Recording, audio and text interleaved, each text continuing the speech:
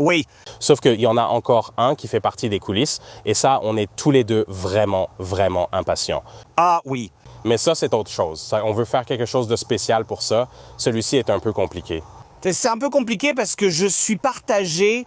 Il y a tellement de choses que j'aime là-dedans, mais il y a un problème flagrant qui non seulement lui enlève un point, mais plusieurs points. Et ça pourrait être corrigé. Cela pourrait être corrigé et je pense que Romance of Men a été très proactif pour améliorer la qualité de sa gamme médiévale. Je pense qu'ils vont vraiment essayer de corriger ce qu'on va souligner à propos de ça. Tu veux leur montrer la lame? Eh bien, regarde ça. C'est l'une des choses que j'adore avec cette épée. C'est un fauchon à deux mains. On n'a pas assez de ces épées sur le marché. En fait, je crois que je ne peux penser qu'à un seul autre fauchon à deux mains. Je crois que j'en ai vu quelques-uns. Le seul qui me vient à l'esprit est le sabre médiéval Ronin Katana, un fauchon à deux mains. Je l'ai et j'adore cette épée. Certains aspects de celle-ci ressemblent à tous les autres types de romances des hommes vus. Nous devrions avoir la même chose. C'est une poignée de qualité supérieure, il ne faut pas minimiser cela. Je pensais que c'est par là qu'on devrait commencer. La forme et le confort de la poignée sont identiques à celles du dragon chuchoteur, et c'est l'une de nos préférées. Évidemment, je ne suis pas fan des enroulements de fil, on l'a déjà mentionné. C'est une question de préférence personnelle. En ce qui concerne la couleur, évidemment, je préférerais que ce soit un joli pneu et du fil, mais c'est comme ça, non? Ensuite, pour ce qui est du pommeau en queue de poisson, j'aime les pommeaux en queue de poisson. Et celui-ci n'est pas tranchant, parce qu'on en a déjà eu des tranchants auparavant. Tellement avec Tyrante, tu t'es coupé sur l'un des pommeaux en queue de poisson. En termes d'exécution des pommeaux en queue de poisson, c'est bien fait. Et le point problématique, c'est généralement cette pointe ici où ça remonte, et ils l'ont suffisamment arrondi. C'est encore un peu pointu, mais tu peux y accrocher ta paume et c'est confortable. Ouais, pour la garde, c'est comme les autres, rien d'extraordinaire, mais la finition est correcte, sans bord tranchant ni bavure. Je ne vais pas me couper la main en la frappant contre quelque chose. La courbe asymétrique est un peu plus difficile à réaliser. Et tu sais ce qu'ils ont fait? Je pense que ce n'est pas forgé. C'est en fait découpé au laser, dans cette forme. Ah oui. Et du coup, c'est remarquablement symétrique dans son aspect asymétrique. Comme la courbe ici semble complètement équivalente à la courbe là, ce qui la rend vraiment, vraiment bien équilibrée. Et donc, quand on forge ces modèles asymétriques, il est très courant d'obtenir des courbes différentes. Et ça, c'est juste un genre de défaut fait main, tu vois, qui ajoute un peu de charme, mais celui-ci est réalisé plutôt bien. Plutôt bien.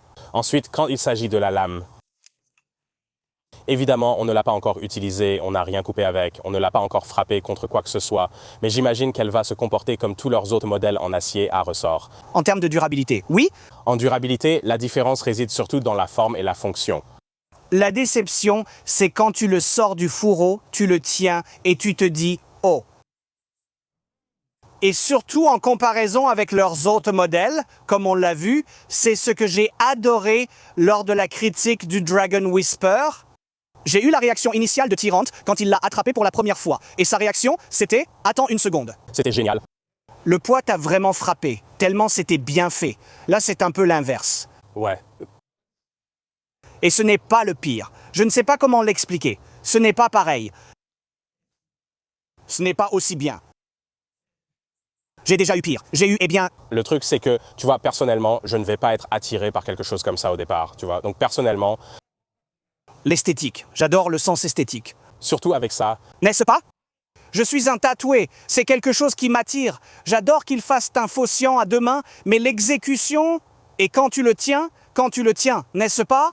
Oui, quand tu le tiens, le poids est juste. D'abord, tu fais ça, et d'habitude, ma réaction, c'est « OK, à une main, ça va sembler maladroit. C'est une grande épée à deux mains. Donc, tu mets la deuxième main, et souvent, ça règle le problème. » Celle-ci, c'est genre « Oh, oh, non, ouais, je pense que c'est encore trop lourd. » Comment décrire ça? D'accord. Si on regarde la colonne vertébrale de la lame, c'est vraiment visible à la caméra. C'est en fait un acier assez épais, non? Ce qui n'est pas forcément un problème. Ouais, environ 5 mm. Mais le problème, c'est qu'elle n'a pas vraiment de conicité. Non, mais il y a une conicité distale. Par exemple, ça fait 4 mm, ce n'est pas beaucoup. C'est ce que je veux dire. Mais on n'a pas non plus de gouttière. C'est là que je veux attirer l'attention. Mais ce n'est pas fini. Nous n'avons pas de gouttière et un biseau très court. Il y a donc beaucoup de matière sur cette lame. Oui, il y a beaucoup de matière. C'est nul, comme ma gouttière. Si je devais mentionner le plus gros défaut de cette épée, c'est l'absence de gouttière. En fait, je ne pense pas avoir jamais trouvé une épée qui ait autant besoin d'une gouttière pour réduire le poids de la lame que celle que je tiens en ce moment. Je pense en fait qu'une gouttière réglerait presque tous mes problèmes concernant l'équilibre du poids. Je suis enclin à être d'accord. Parce que c'est ça le problème, non? Ce n'est pas forcément que, tu sais, le dos est incroyablement épais, mais c'est parce qu'il est très épais, parce qu'il a un biseau très court, et parce qu'il n'a pas de gouttière, tu te retrouves simplement avec une lame longue et vraiment lourde. Ouais, ah, C'est décevant car seuls 2 de leurs épées sont censés avoir cela. ouais. Donc c'est intéressant parce que j'ai l'impression que c'est un gros oubli que je ne les ai jamais vus faire auparavant. Et en fait, je pense qu'ils vont corriger ça. J'ai l'impression que c'est tellement facile, enfin quand je dis facile, ils ont déjà mis des gouttières sur d'autres lames auparavant. Ils peuvent te mettre une gouttière sur ces lames et soudainement, ça pourrait faire passer l'épée à presque 8 ou 9 sur 10 s'ils corrigent le profil du poids. Parce que ça me rappelle vraiment, tu sais, on a parlé du fait que toutes ces épées sont fabriquées un peu au même endroit. Ça donne vraiment l'impression d'un design et d'une lame prêt à l'emploi, où ils se sont dit, bon, on utilise déjà cette poignée, utilisons-la encore une fois. On va tous réutiliser ces pommeaux coupés en croix, cette lame suffira. C'est vraiment comme ça. Donc laissez-moi juste faire quelque chose de vraiment peu soigné, genre... Oh, Ouais, mais comment ça coupe? C'est un biseau très court avec seulement un bord tranchant. eh bien regarde, celui-là là-bas. Celui-là, je ne l'ai même pas senti. C'était magique, non? Ce n'est pas amusant de bouger partout? D'accord, mais en termes d'effort minimal, Je pense que ça vaut la peine de comparer. L'Andrel était vraiment agréable à déplacer. mais c'était nul. Enfin, ce n'était pas génial pour couper. On a eu du mal à couper avec. Un peu. Parce que quand je coupais avec mon support, qui est plus stable, c'était super.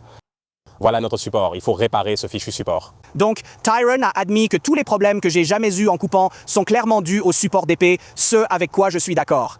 Mais c'est un facteur. Je suis d'accord, merci pour ça. C'est un facteur. Notre position doit être corrigée au plus vite. Donc ça va rendre les horizontales difficiles. Mais ça l'a quand même fait sauter. Genre, ça coupe bien, mais en fait, non. Mais c'est juste tranchant quand même. Ce n'est pas comme si tu pouvais, mais ce n'est pas amusant. Ouais. Ce n'est pas drôle de bouger. Où est le point d'équilibre? Où est le... Il est assez haut. C'est un équilibre assez élevé. Oui, c'est ça. Ouais, nous devons le peser pour connaître son poids total. Celui-ci coûte 289 $. J'ai l'impression que c'est un peu moins cher que d'autres. C'est vrai, c'est un bon prix. Point d'équilibre, 11 cm à partir de la garde. C'était bien 11 cm? Oui, peut-être même plus. Oui. Ce n'est pas un bon point d'équilibre pour ça. Le poids sans fourreau est de 1,5. Comme 1,5 à 1,6. Je pense que celui-ci est plus lourd. Tu crois? On doit le peser. C'est tranchant. Ouais, mais ça ne coupe pas. Genre, c'est tranchant, donc ça traverse ce matériau, mais ce n'est pas agréable quand on l'utilise. Non, désolé, ce n'est pas agréable à utiliser, mais ça coupe bien. Allons-y. C'est assez proche. Je pensais que 1,7 c'était 1,63. Et ils ont dit 1,5 à 1,6, c'est ça?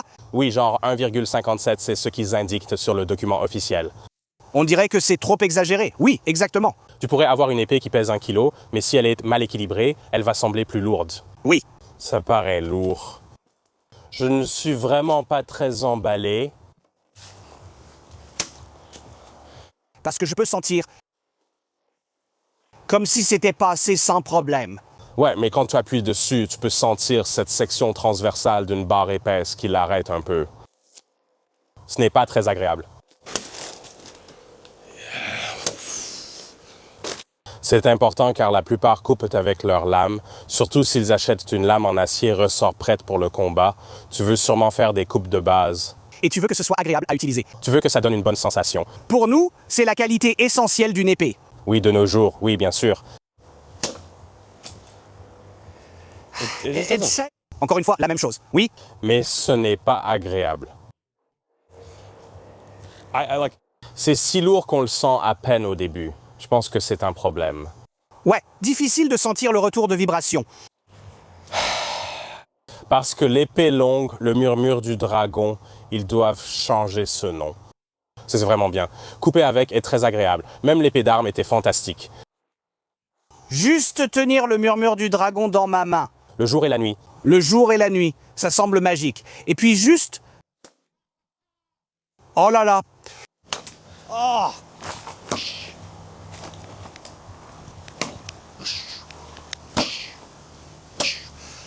Ah, cette épée est géniale. Oui, il faut en discuter. Certains l'ont signalé dans la critique. Certains trouvaient cette épée un peu trop souple.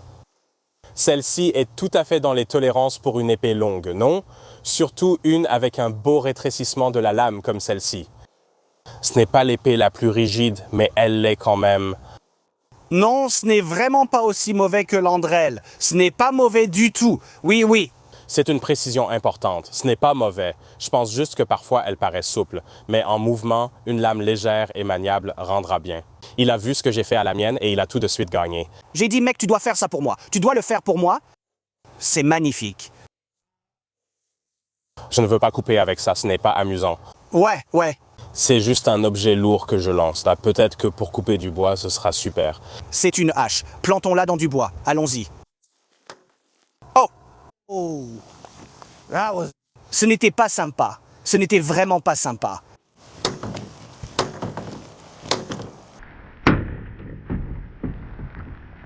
Atroce. Je suis curieux de voir ce que Tyrann en pense. Ça avait l'air solide. C'est solide, mais niveau solidité, c'est un bon morceau d'acier épais. Il y a une bête de ce côté-là. Ce n'était pas sympa.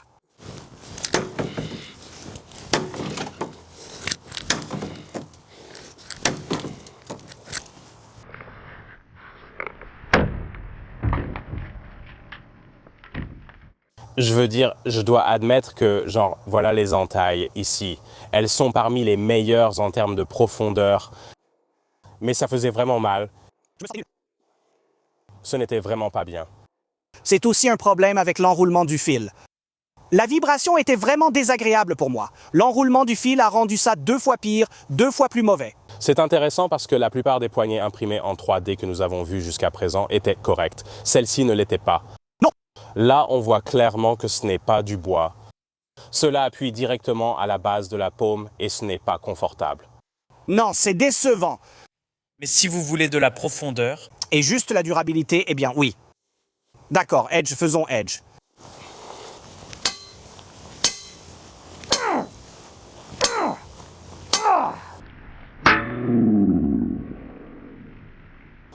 Même les coutures s'enfoncent dans ma peau à cause des vibrations. Je suis curieux de voir comment les chaussures plates vont s'en sortir avec celle-ci.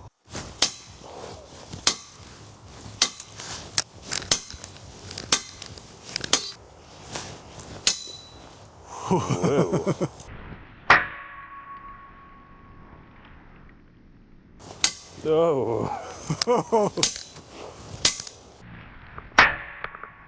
Dans la vidéo exclusive de cette semaine, Tarrant et moi discutons de quelle serait la meilleure épée pour la défense à domicile, ce qui change un peu l'analyse. J'ai déjà fait des vidéos sur les meilleures épées pour l'autodéfense, mais la défense à domicile, c'est un tout autre domaine. Nous avons des avis différents sur ce sujet. Pour accéder à cette vidéo exclusive, devenez soutien via Patreon, Subscribestar ou les abonnements à la chaîne. C'est seulement $1 par mois et vous obtenez cette vidéo ainsi que tout le reste. Il y a un énorme catalogue de contenus géniaux auxquels vous aurez accès simplement en devenant un soutien. Et c'est la seule façon pour des chaînes comme la nôtre de rester viables dans l'environnement actuel. Donc merci à tous ceux qui nous soutiennent et inscrivez-vous pour obtenir cette vidéo exclusive. Merci. Ouais, ça suffit comme ça. Ça va pour moi? Ça va pour toi? Oui, ça va pour moi. Des trucs comme ça? Tu l'as vu? C'était... La flexion là-dessus était terrible. Comme rien du tout. J'ai rien fait. Waouh, waouh! Vas-y, essaye. C'était nul. Alors voilà le truc, d'accord? Quand tu ajoutes une gouttière, tu réduis la résistance qu'elle a sur le tranchant, sur la partie plate, qui est ce qui résiste à la flexion. Du coup, c'est plus rigide. Sans gouttière, ce truc ne veut pas se plier. Mais c'est aussi lourd. C'est lourd quand même. Mais du coup, ce n'est pas la seule épée qui ait jamais survécu aux frappes à plat. Ouais? Parce que ça fait mal de le faire. Ça fait mal. D'accord, laisse-moi essayer. Pourquoi? C'est agréable à couper avec. C'est la première épée que nous ayons eue qui ne se soit pas déformée lors de ce test pour des raisons évidentes. Elle est tellement épaisse et lourde, très bien, Passons aux impressions finales. D'accord, dès le début de cette critique, je n'étais pas fan de cette épée à cause de son poids, mais j'aime qu'ils aient choisi un style médiéval et j'apprécie beaucoup la garde. Après avoir tout testé, je l'aime encore moins. Ouais, Je l'aime encore moins qu'au début. c'est triste, non? On adore Romance, Menkatanas et beaucoup de leurs nouvelles épées. Pour celles-ci, j'ai l'impression qu'ils sont passés à côté. C'est dommage, et il pourrait y remédier. Oui, Il pourrait y remédier. c'est juste que ce n'était pas vraiment trop. Ce n'était pas amusant à couper avec. Le poids a causé tous les problèmes. Sans gouttière, il était trop lourd et désagréable à utiliser pour couper. Je pense aussi que c'est moins tolérant, sans vibration pour absorber quoi que ce soit. Il accrochait dans les mains, donc très inconfortable à utiliser longtemps. Oui, il a tout de même survécu au test sur surface plane. C'est la première épée qui m'a fait ça à cause de l'absence de gouttière, mais ça m'a vraiment fait mal. Ça m'a juste fait mal à la main. Il en serait de même pour une pièce de métal plat traitée thermiquement. Comme- C'est exactement ce que c'est. C'est ce que ça donne l'impression. Parce que la raison qui m'amène à dire ça, c'est que je pense que s'ils avaient mis un très grand biseau là-dessus, comme un vrai biseau bien travaillé, peut-être qu'on enlèverait un peu de ce poids et que ça serait beaucoup plus agréable à utiliser pour couper, non? Il serait donc un peu moins solide pour les surfaces plates et les dommages sur le tranchant, mais il a simplement un affûtage type ciseau. N'est-ce pas? C'est très similaire à une hache, avec de l'acier épais. Il y a moins d'épées sur le marché pour que les nouvelles entreprises puissent s'en inspirer dans ce profil. Très peu. Ils devraient vraiment regarder les profils de lames de Messé. Les profils de lames de Messer montrent des biseaux fins, des lames larges et de grandes gouttières pour cette finesse sur les épées courbes. Ils ne l'avaient pas fait jusqu'ici. D'habitude, ce qu'ils font quand je vois ce genre de choses, c'est qu'ils prennent simplement une lame de katana, y ajoutent une garde et un pommeau, et font ce genre de modification. Eh bien, au moins, ils n'ont pas fait ça. En fait, tu vois, ça a un peu une forme de crochet. Oui, Ils ne l'ont pas fait, mais cela aurait mieux marché s'ils l'avaient fait. ça aurait été une meilleure épée dans l'ensemble. Celle-ci manque malheureusement de la finesse nécessaire pour les épées courbes médiévales, où les gouttières sont très importantes sur ce type d'épée. Ou des biseaux peu profonds, plus larges, et qui s'étendent plus loin vers l'arrière. Du coup, regarde, je suis à 4 sur 10. Ouais. 4 sur 10. Non. Tu irais plus bas? Oui. Comme un regard, car on a mis 3 sur le katana à 4000 $, 3. J'ai préféré celui-là, c'était plus amusant. Tu sais, ce n'était pas une épée amusante. Genre, je n'ai pas apprécié. Je n'ai rien apprécié de tout ça. Honnêtement, tu vois, j'ai dit 4 sur 10 pour la coupe en la comparant à Endril, mais cette vibration lui a fait perdre encore un point. Donc 3 sur... Ouais, c'est une épée 3 sur 10. Au mieux, Et ce qui est dommage, c'est que tellement de choses pourraient être corrigées. Si tu mettais juste une gouttière sur ce petit bijou, je pense que ça réglerait beaucoup de problèmes. Et ça pourrait presque faire monter la note jusqu'à 8. Mais pour l'instant... So I if do you not want like- one, Il y a un lien d'affiliation. nous pouvons recommander les autres épées. Oh oui, oui. L'épée d'Armakila, c'était une épée magnifique notée 8,5 sur 10. Et puis, bien sûr, la Dragon Whisper, 10 sur 10, phénoménale. Malheureusement, je ne peux pas recommander celle-ci tant que des corrections importantes n'auront pas été apportées. Et je ne pense pas forcément que ce soit une habitude qu'ils prennent, parce qu'on a eu la plupart de leurs épées disponibles en ce moment. Je crois qu'il y en a une ou deux qu'on n'a pas encore essayées, et celle qu'on a eue était bonne. J'ai l'impression que c'est celle-ci où je me dis, celle-là, je ne suis pas vraiment convaincu. Ouais, on n'accroche pas. Désolé, mais Romance Man, tu fais quand même du super boulot. Les autres épées sont vraiment, vraiment bonnes. Et on a encore d'autres choses à découvrir. Des liens d'affiliation pour toutes les épées Romance Mount sont en description si cela vous intéresse. Restez avec nous, on a des trucs incroyables à venir. Des épées complètement folles à venir. Allons,